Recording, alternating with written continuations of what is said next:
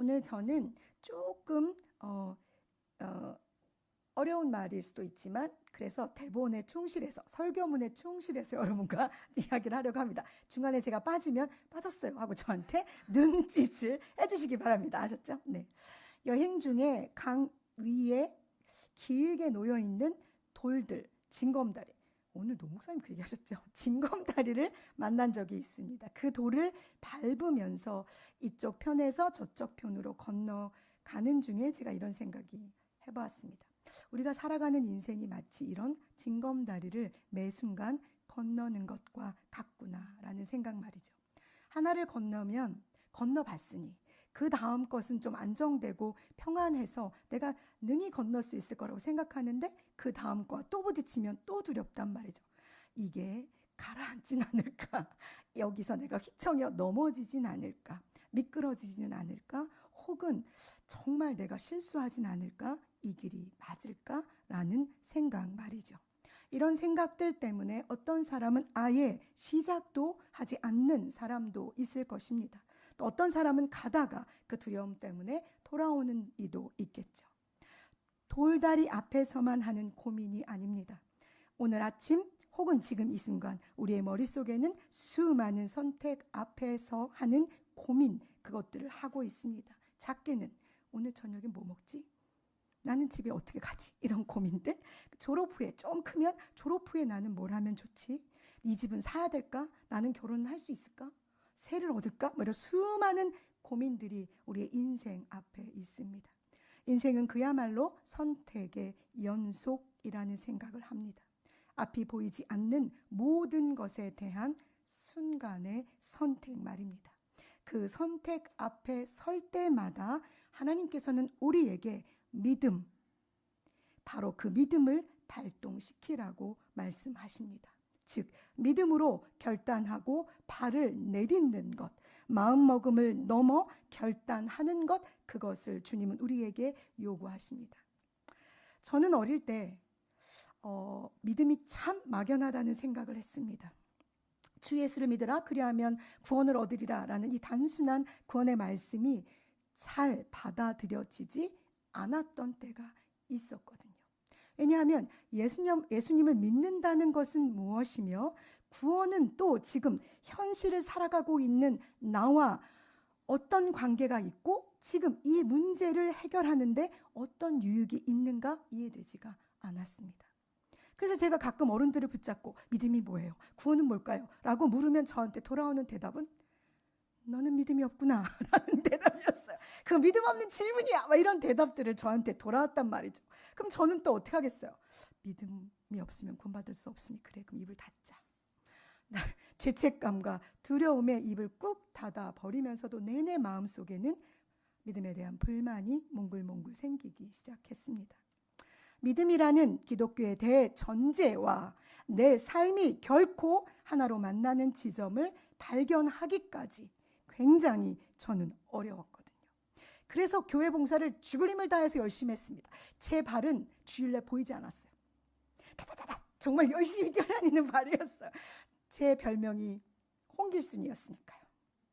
정말 모든 행사에 제가 있었고 모든 예배의 자리에 제가 있었으며 마치 내가 없으면 교회는 움직이지 않아, 돌아가지 않아 라는 그 강한 그 확신과 사명감에 저는 교회 구석구석을 헤집고 돌아다녔습니다. 그런데도 믿음의 참뜻이 내 안에서 이해되지 않는 순간들과 부딪힐 때마다 좌절했습니다. 정말 간절히 믿음이 내 삶의 실체가 되는 경험을 해보고 싶었거든요. 그때 어느 분이 설교 중에 이렇게 말씀하시는 게 있습니다. 이제 이 말씀은 이제 제게 돼서 제가 써요. 근데 이건 분명히 누군가가 하신 말을 제가 갖고 온 거거든요. 그래서 그거 뭐라 그러지? 저작권에 위배되지 않게 하기 위해서 제가 이것을 그분의 말씀이 살아서 어느 순간 자기에게 들어오는, 그래서 말씀이 막 살아서 움직여서 마치 이게 막 돌아다니나 자기한테 훅 하고 들어오는 경험을 했다는 거예요. 궁금하지 않아요? 궁금하시죠? 궁금하면 500원 주세요. 제가 알려드릴게요. 너무 부러운 거예요. 어떻게 하면 이 종이에 활자로 찍혀있는 말씀이 어떻게 하면 이 말씀 한 줄 한 줄이 살아서 움직이지 신기하잖아요. 이 말도 안 되는 이상한 소리를 저분이 하고 계신다라는 생각을 하면서 실제로 제 마음 안에 이런 고민을 한 거죠. 그래? 나도 한번 해볼까? 그래서 정말 말씀이 막 살아서 막 움직여서 막 춤추고 막 이런 경험을 나도 좀 해보고 싶다라는 욕심이 생기기 시작했어요. 제가 질투심에 눈이 멀어서 성경을 읽기 시작했죠. 창세기부터 읽기 시작했어요. 창세기가 맨날 두꺼워요. 거기만 열심히 읽다가 다시 덮고 읽다가 다시 덮어서 진심으로 내가 믿어지지 않을 때도 믿음의 자리에 있어야 하는 이유가 거기 있어요. 왜냐하면 내가 알지 못하는 그 무언가를 깨달은 사람들이 있더라고요.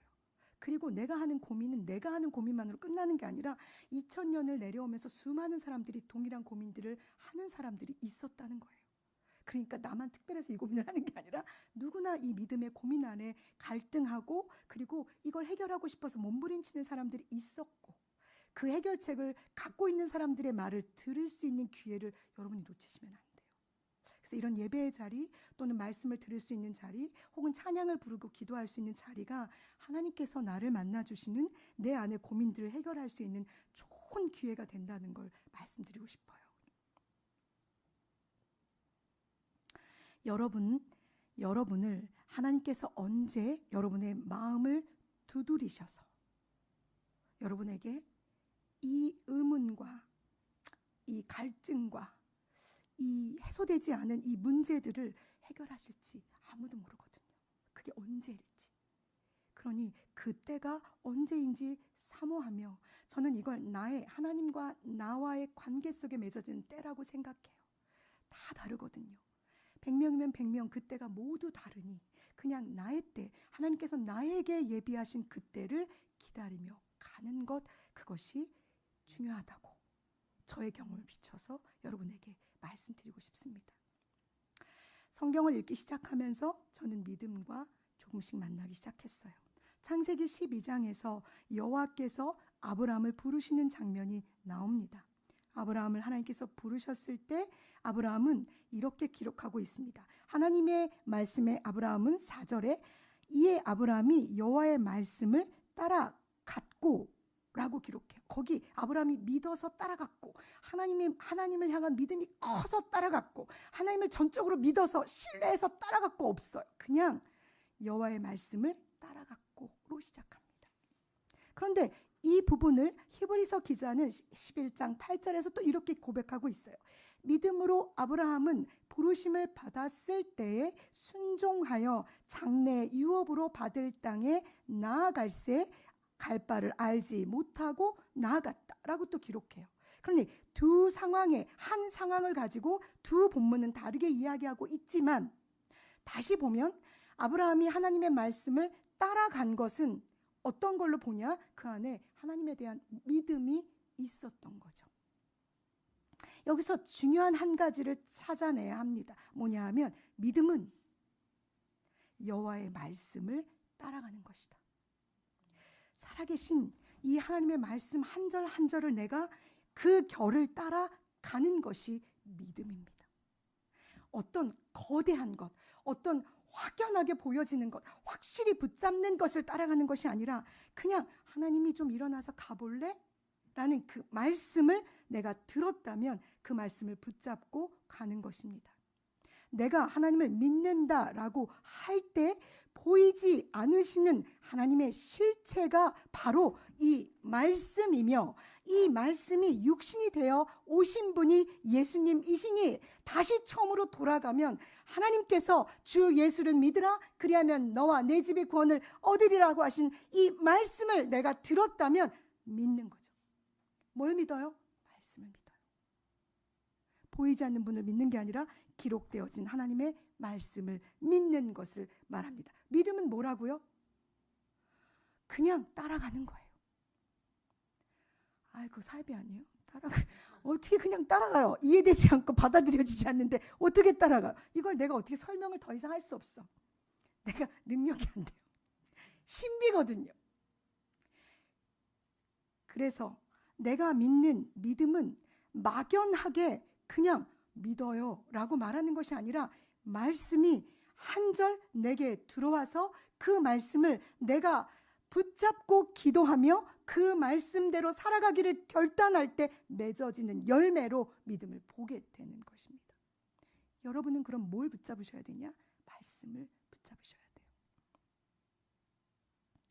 그래서 성경은 끊임없이 호세아 6장 3절의 말씀처럼 우리가 여호와를 알자, 힘써 여호와를 알자라고 계속해서 여호와를 아는 곳으로, 여호와의 그 놀라우신 성품과 능력을 아는 곳으로 우리를 자꾸만 초대한단 말이죠.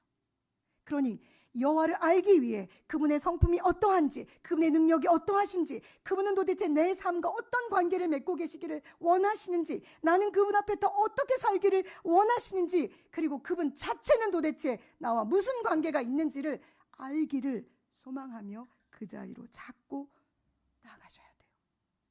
그래서 주님은 오늘도 여러분을 어떤 모양, 어떤 형태로 계속해서 초청하시는 거죠.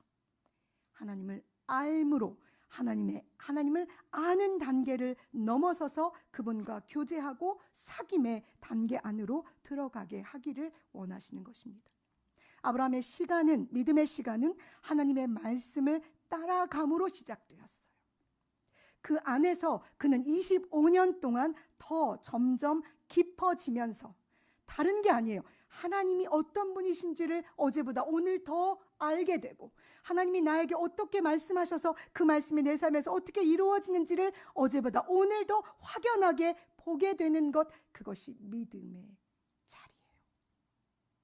그러니 믿음은 하나님께서 우리가 그분의 초대에 응하며 들어가는 문이며, 그 안에서 우리가 감히 상상할 수 없는 풍요로움의 교제가 넘쳐난다는 사실을 깨닫고 지금 깊이를 조금씩 더해가는 것, 그 사랑이 조금씩 더 커지는 것, 그래서 조심스럽고 설레이고 어렵고 힘들지만 그분의 사랑이 나를 더 많이 감싸고 휘감을 때 그 안에서 누리게 되는 것, 그것이 믿음입니다.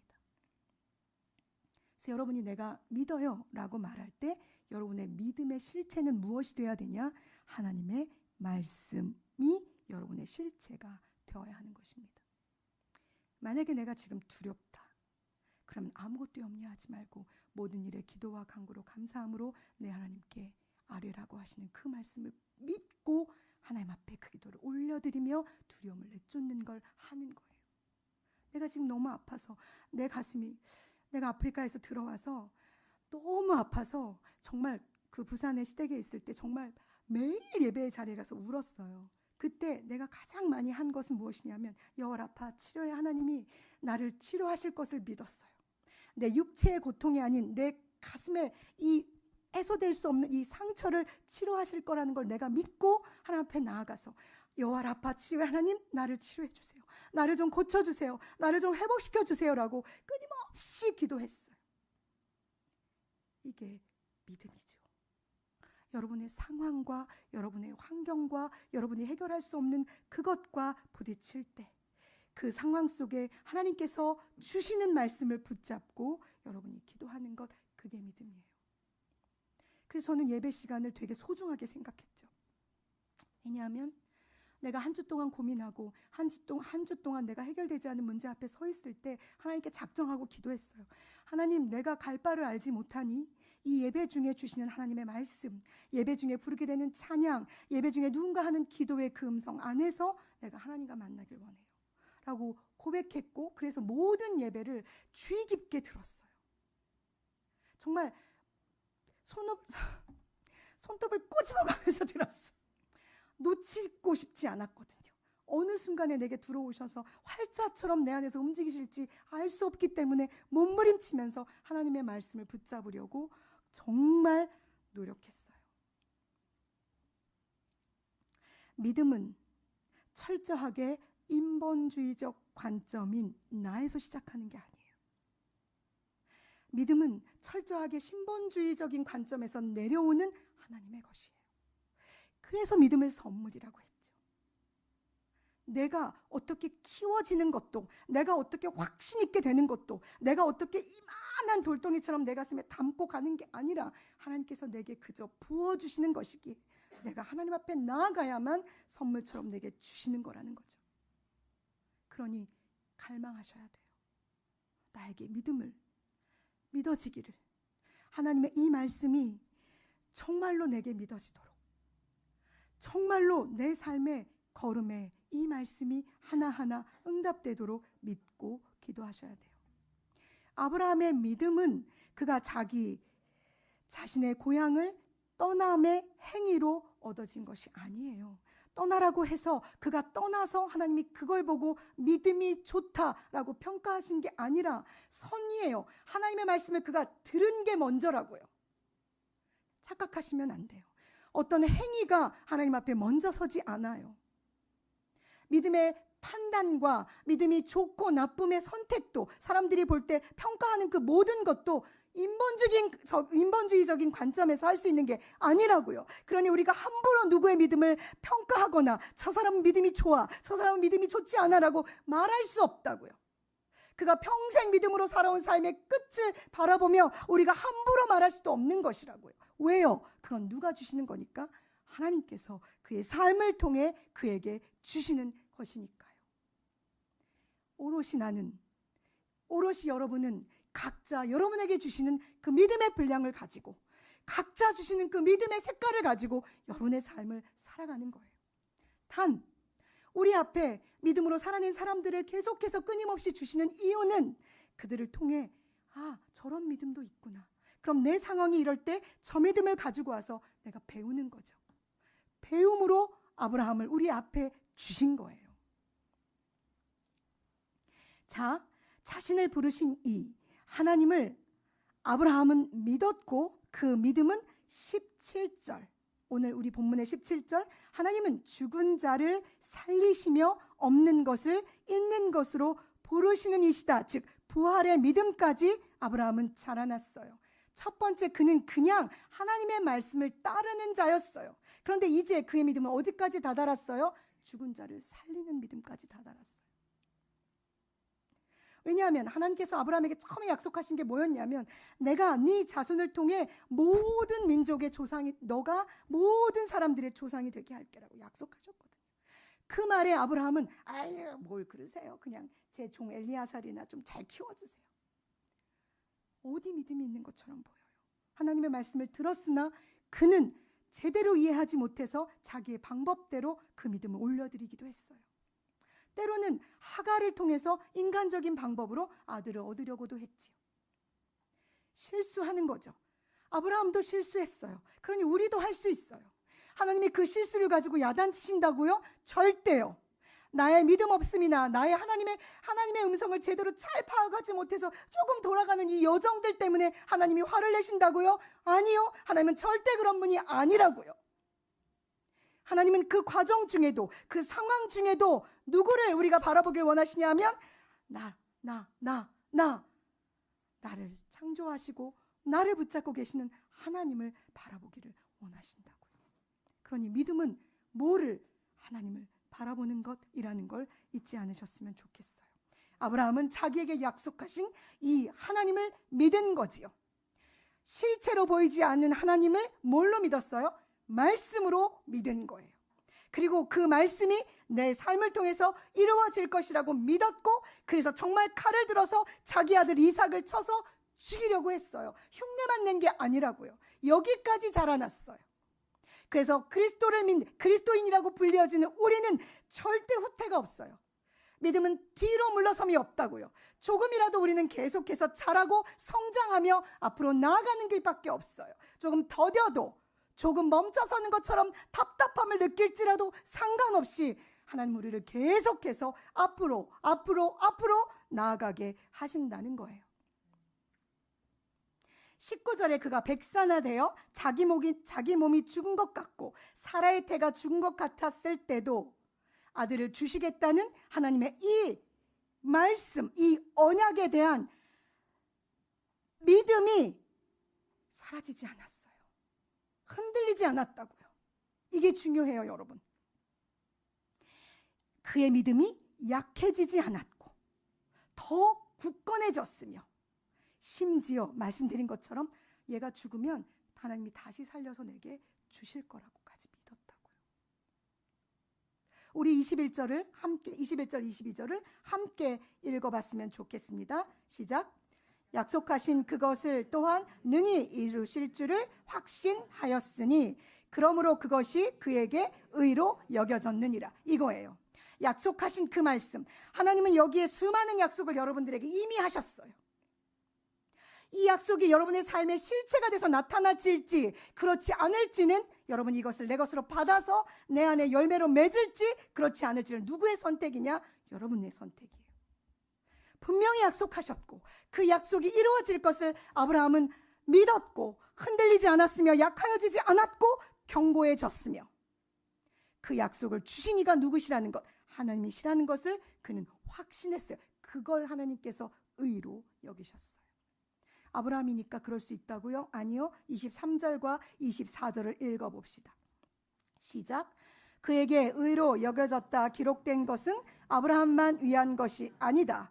의로 여기심을 받을 누구도 위함이다. 우리도. 여기 우리에 여러분 속해 있습니까? 여러분도 우리 안에 있습니다. 즉 아브라함을 우리에게 보여주신 것은 그가 믿음으로 거기까지 갈 것처럼 너도 나도 거기까지 갈 수 있어. 너희를 위해서 내가 보여준 거야 라고 지금 이야기하고 계시는 거예요. 그러니 아브라함은 우리 바로 여러분과 저를 위해 하나님께서 보여주시는 저처럼 믿음이 도대체 무엇인지, 그 믿음이 나랑 무슨 상관이 있는지, 이 믿음이 내게 없는 것 때문에 고통받고 힘겨워하는 이들에게 믿음의 폰을 보여주시는 거예요. 우리가 24절을 다시 끝까지 읽어보겠습니다.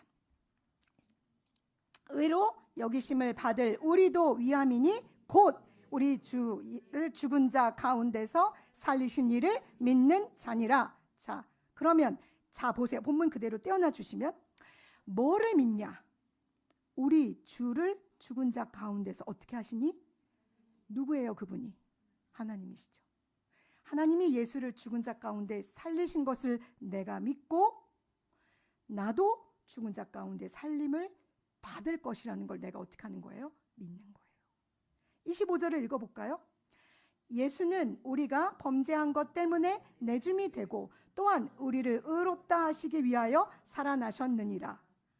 이 말씀을 믿으십니까? 저도 믿습니다. 믿음이 우리에게 필요한 이유는 이 하나님의 말씀이 우리의 믿음으로 실체가 되어 내 삶을 이끌어가기 때문입니다. 나아가 내 믿음의 삶이 나에서 끝나는 것이 아니라 아브라함을 우리가 보며 그의 믿음을 배우는 것처럼 우리의 믿음을 누군가가 보고 우리의 믿음을 따라서 배우게 된다는 이 사실이 계속해서 순환적으로 이루어진다는 사실입니다. 서두에 말씀드린 선택의 순간, 그 앞에서 보이지 않는 저 징검다리를 건너게 될 때 우리는 이 다리를 안전하게 내가 놓은 다리가 아니지만 이 다리를 하나님께서 내 앞에 놓아두셨다라고 하나님을 믿는 믿음으로 그냥 두려움 없이 척 하고 그 위에 올라가는 것, 그것이 바로 믿음입니다. 시편 55편 22절엔 이런 말씀이 있습니다. 내 짐을 여호와께 맡겨버리라. 너를 붙드시고 의인의 요동함을 영영히 허락지 아니하시리로다. 무슨 소리냐? 내가 갖고 있는 이 어깨의 짐을 맡기라는 소리는 원어상으로 무슨 의미냐면 던져서 그분에게 버려라는 뜻이에요. 그리고 나서 다시 우리가 쓰레기통을 뒤지듯이 그걸 다시 들고 어깨에 짊어지고 집으로 가는 게 아니에요. 여러분 안에 어깨에 짊어진 무거운 것이 있다면 그것을 누구에게 던져버려요? 하나님께요. 그것을 해결하실 수 있는 분은 오직 한 분 하나님이시거든요. 이 말씀을 믿으세요. 그래서 여러분 안에 있는 짐, 무거움, 그 절망감, 두려움들을 누구에게? 하나님께 던져버리세요. 계속 던지세요.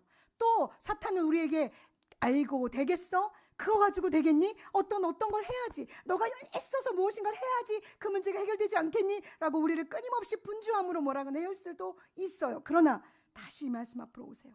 내 짐을 여호와께 맡겨버리라. 너를 붙드시고 의인 예수 그리스도 앞에 우리가 고백한 예수 그리스도를 믿음으로 우리에게 이미 의인이라고 칭하신 그 하나님께서 내가 그리스도에게 붙잡혀 있는 존재로 의롭게 살아가고 있다면 나의 요동함을 그분이 결단코 허락하지 않으실 거라고요. 믿어야 돼요, 이 말씀을. 그래서 흔들릴 때마다, 내가 맡겨야 될 짐들이 무거울 때마다 하나님께 나아가 이 짐을 주님께, 주님 받으세요! 던져버리는 거죠.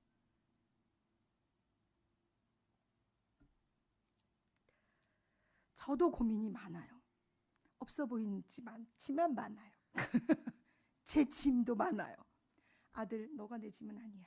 자, 제 짐이 무거워서 버겁다고 느껴져 무너질 때도 있어요. 누구나 있어요.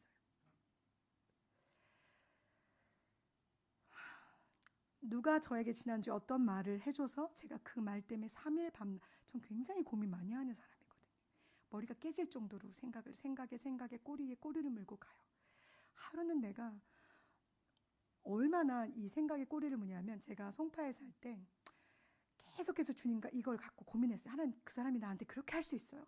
왜 그런 말을 했을까부터 계속 시작해서. 근데 하나님 분명 경고했어. 그만해. 그러셨단 말이에요. 그만해라. 근데 내가 아니요, 그만이 안 돼요. 지금 이거에서 계속 내가 운전하면서 이걸 하다가 차랑 부딪혔잖아요. 엄청나게 많이 나왔어요, 돈이. 그리고 모든 사람이 가면서 다 택시랑 부딪혀갖고, 택시 기사분들이 가시면서 다 받아 나 그 택시 아저씨한테 다 받아 뭐 용서해주지 마 이러면서 다 내가 뭘 그렇게 멈추라고 했을 때 멈췄어야 됐어요. 사랑하는 여러분, 주님의 말씀이 여러분의 길에 빛이 되고 여러분의 앞에 길이 되세요. 이걸 믿고 가는 거예요.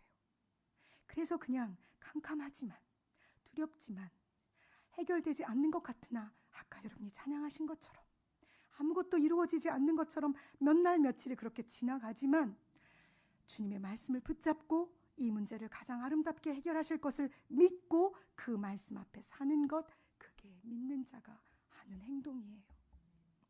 사람들이 여러분에게 말할 거예요. 너의 믿음을 보여봐봐. 넌 도대체 뭘 믿고 있어? 너가 믿는 하나님은 도대체 너에게 어떤 의미로 다가오고 있니?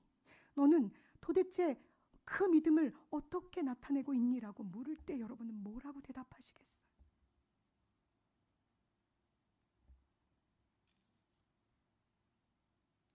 그러니 사랑하는 여러분, 하나님의 말씀 앞으로 나오십시오. 여러분이 하나님을 더 많이 알고자 결단하면 여러분의 믿음은 더 깊어질 것입니다.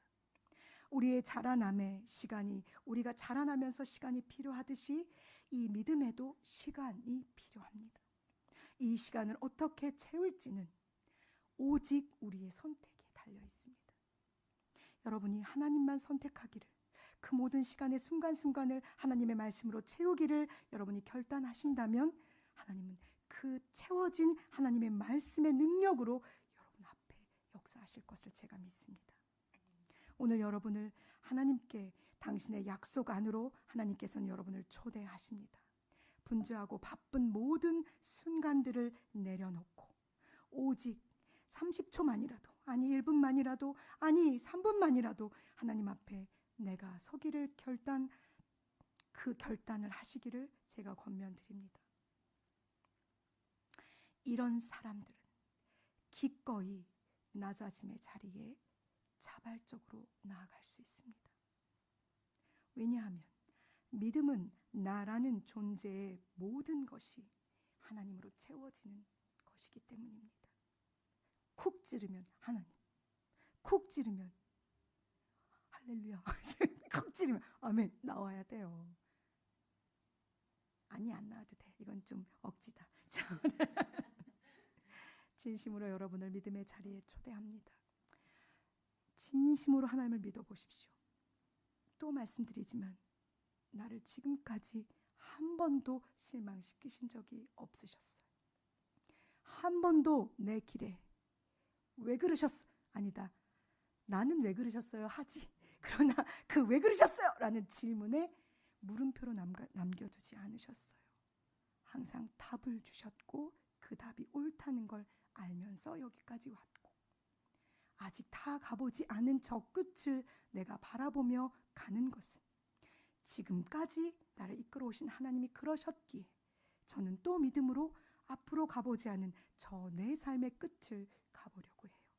그때도 넘어지겠죠. 완벽하게 완전한 믿음으로 서 있다고 고백할 수 없을 거예요.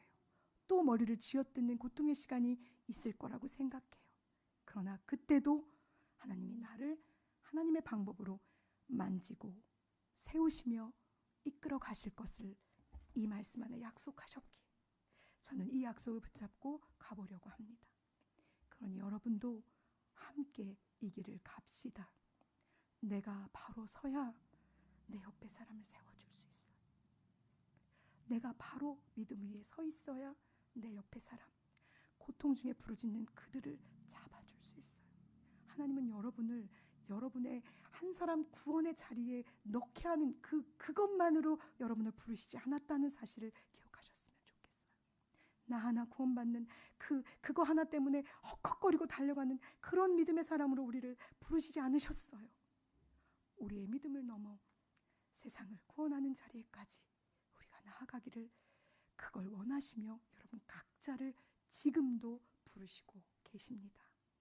이 부르심에 여러분이 응답하실 것인지 그렇지 않을 것인지는 모두 다 누구의 선택에 있다? 나는 공을 여러분에게 어때요? 던져요. 여러분 받으세요. 내 선택이다 하셔야 돼요. 누가 강요해서 될 게 아니거든요. 누구 선택이다? 근데 왜 자꾸 작아져? 누구 선택이다? 그렇죠. 그 선택에 하나님께서 책임지실 거예요. 그 선택에 하나님께서 일하실 거예요. 그 선택에 하나님께서 능력으로 나타내실 거예요. 기대해 봅시다. 하나님을 기도하겠습니다.